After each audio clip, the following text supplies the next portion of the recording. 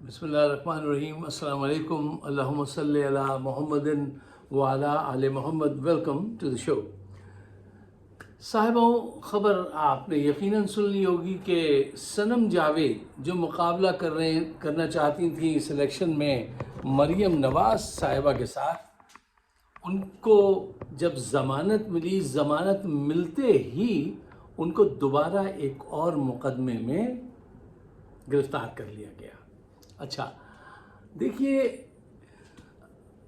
इल्ज़ाम क्या है कि सनम जावेद 5 किलोमीटर का सफ़र तय करके कैनाल रोड पर कोर कमांडर हाउस गई।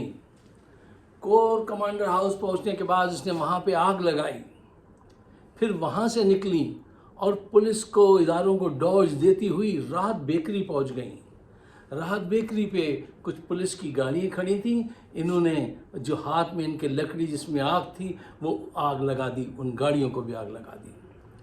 फिर वहाँ से निकली और 6 किलोमीटर का सफ़र तय करके शादमान थाने पहुँच गई, जहाँ पे पुलिस और सब उनकी मौजूदगी में उसने थाने को आग लगा दी।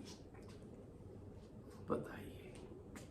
फिर वहाँ से भी निकली और निकल के वो नून लीग के दफ्तर में पहुंच गई, उसको आग लगा दी।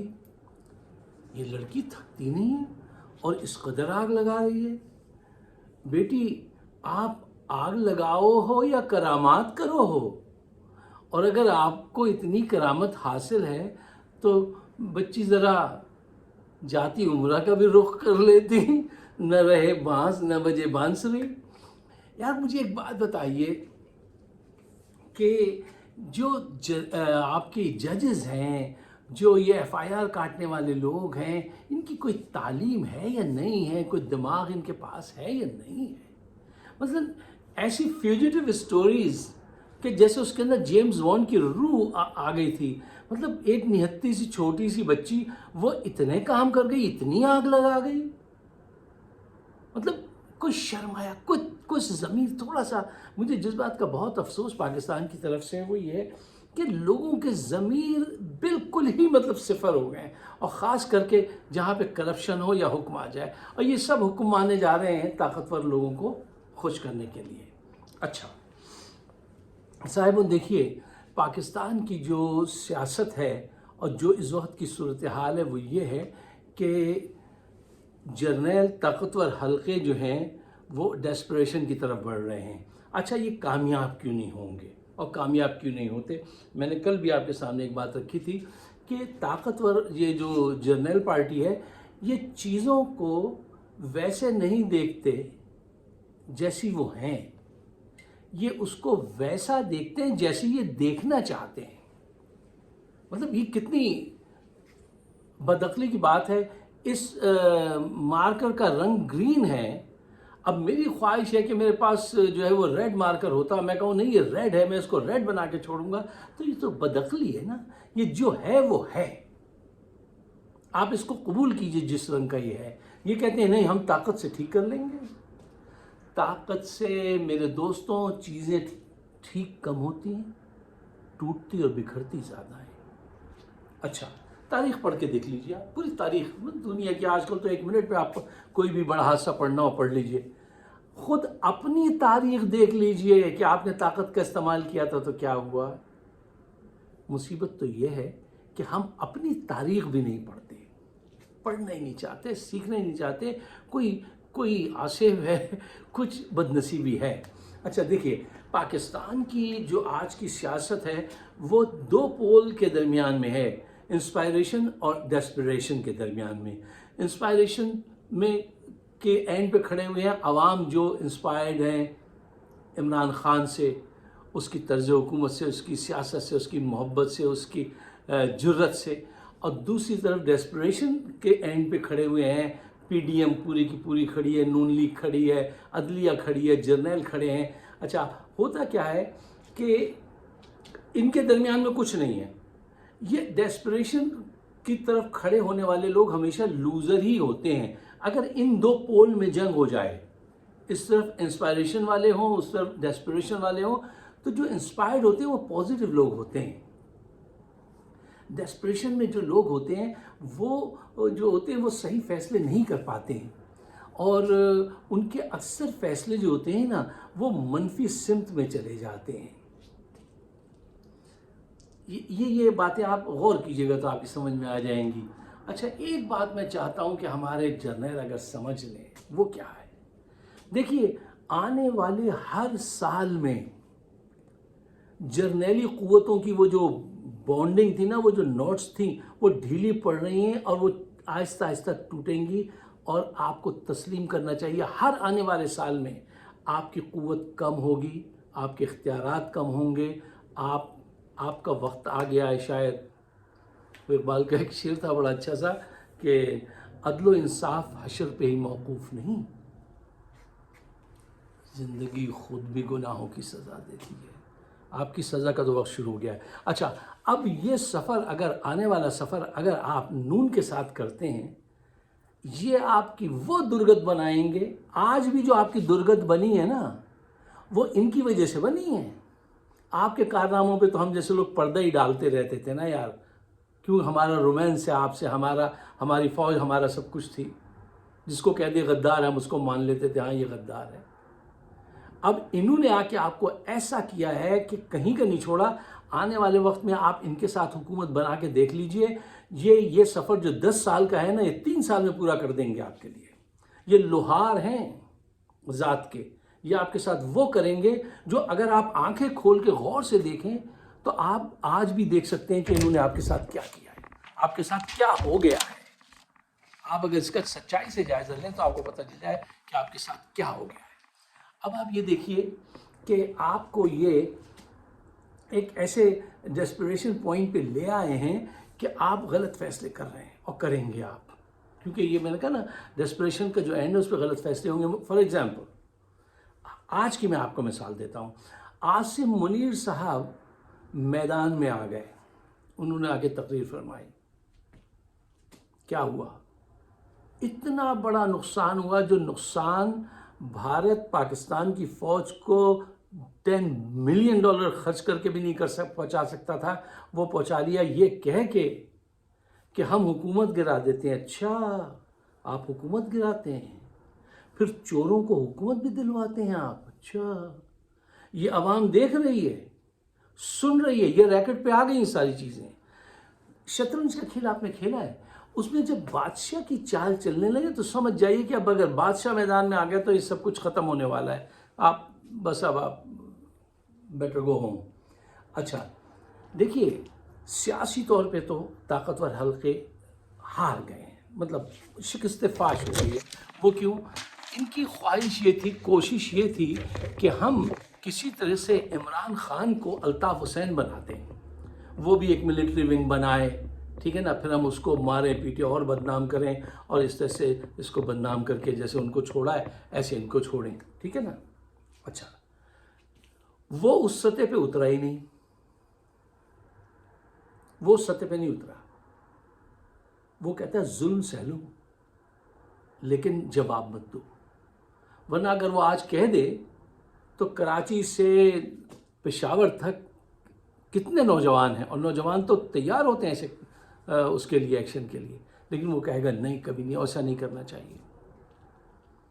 بلکہ ایک بڑی اچھی بات جو آج میں نے سنی اور میں خوش ہوا کہ فوجیوں کی ایک گاڑی گزر رہی تھی تو پی ٹی آئی کے لوگوں نے ان کو ویو کیا، وکٹری کا نشان دکھایا، انہوں نے بھی اس کو ایسے ریسپانس کیا.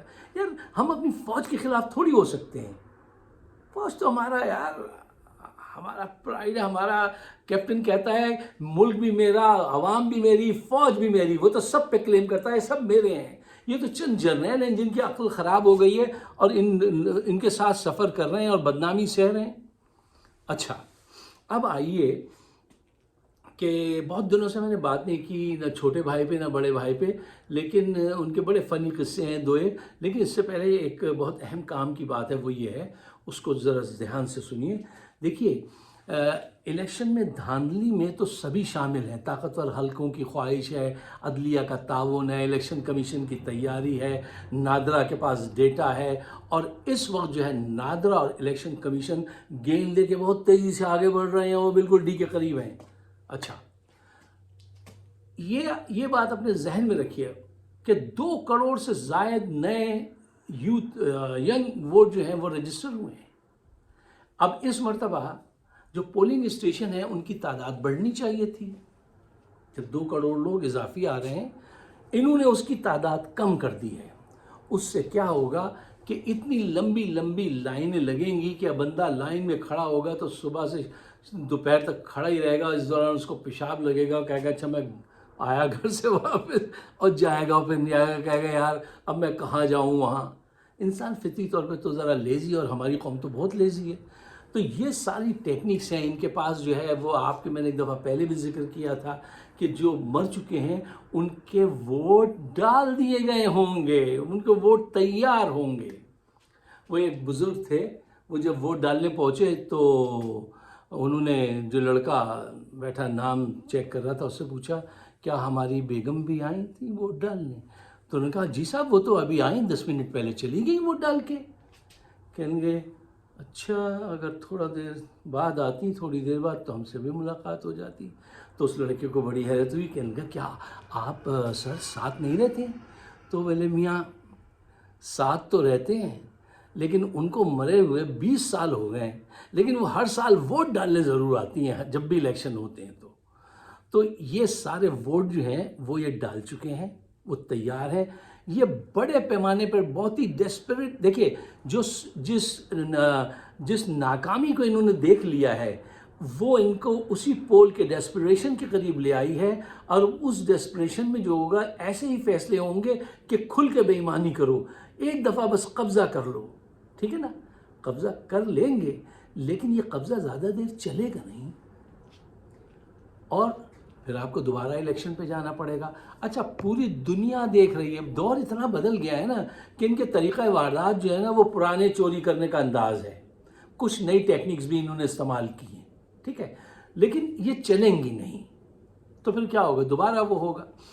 اچھا تو اس کے لیے سلوشن یہ ہے کہ تیار رہیے، کمیونیکیشن کو بڑھائیے، لوگوں کے اندر کہیے کہ بھئی صبر سے کام لینا ہے، اور پیشنس کے ساتھ ایموشن اور ایکشن کے فرق کو سمجھنا ہے کہ ہمارے ایموشن تو بہت ہیں پاکستان کے لیے، ٹھیک ہے نا، کہ ہم چاہتے ہیں تبدیلی آ جائے. ایکشن یہ ہوگا کہ آپ اس دن 6 گھنٹے بھی لگے تو کھڑے رہنا لائن میں، کہنا نہیں میں ووٹ ڈال کے جاؤں گا. اور ایک دوسرے سے زیادہ تعاون کرنا، ایک دوسرے کو بتانا کہ تمہارے کینڈیڈیٹ کا جو ہے وہ نشان کیا ہے. انہی ساری چیزوں پہ آپ، صبر نمبر 1 ہے میرے نزدیک، صبر کے ساتھ مقابلہ کیجیے. اچھا بڑے بھائی چھوٹے بھائی کا ایک قصہ، یار مجھے ہنسی آتی ہے کہ دیکھیے یہ بڑے بھائی جہاں جاتے ہیں جا کے کہتے ہیں میں یہاں پہ جو ہے ایئرپورٹ بنا دوں گا. 4 جگہ انہوں نے جلسے کیے ہیں، 4 جگہ ایئرپورٹ بنا دوں گا یا وہ روڈ بنا دوں گا. بھائی صاحب غربت دور ہوتی ہے انڈسٹری لگانے سے. آپ کہیے کہ میں انویسٹر لاؤں گا، یہاں پہ انویسٹمنٹ میں اپنی بھی لگاؤں گا، تو پھر غربت دور کریں گے. غربت دور ہوگی تو خود بخود وہ روڈز بھی بنیں گی اور ایئرپورٹ بھی بن جائے گا. مطلب یہ وہ دماغ ہیں کہ یار پاکستان میں کیا ہو کیا لوگوں کو. دیکھیے یہ وہ شخص ہے، یہ وہ باتیں کر رہا ہے جیسے بنگلہ دیش والوں نے کیا کیا. انہوں نے پہلے انڈسٹری بنائی، پھر روڈز بنائیں، اچھے چھوٹی سی روڈ بنائیں، بڑی روڈز بعد میں بنائیں. انڈیا نے بھی یہ کیا، یہ روڈز بنا لیتا ہے کمیشن کھانے کے لیے، ٹھیک ہے نا. ایئرپورٹ اچھی جگہ لگتی ہے غریب لوگوں کو تو ان کو خوش کرنے کے لیے ایئرپورٹ. دیکھیے پہلا کام پہلے کرنا ہے، دوسرا کام سیکنڈ اسٹیج پہ ہوگا. مثلا آپ نے دیواریں اٹھائی نہیں اور چھت ڈالنے کی کوشش کر رہے ہیں. آپ نے وہ وکالت پڑھی نہیں ہے اور آفس ابھی سے کھول لیا. سوئمنگ سیکھی نہیں ہے اور سمندر میں کود گئے، کہہ رہے بعد میں سیکھ لیں گے. کیسے سیکھ لیں گے آپ بعد میں؟ فرسٹ فلور بنا نہیں ہے، سیکنڈ فلور کی تعمیر شروع کر دیں گے.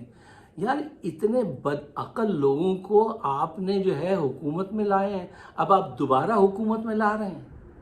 یہ آپ کے دیکھیے عمران خان کے دل میں وہ ناراضگی ہے، وہ ناراضگی کر لیں گے آپ سے. بغض نہیں بھرا ہے ان کی طرح،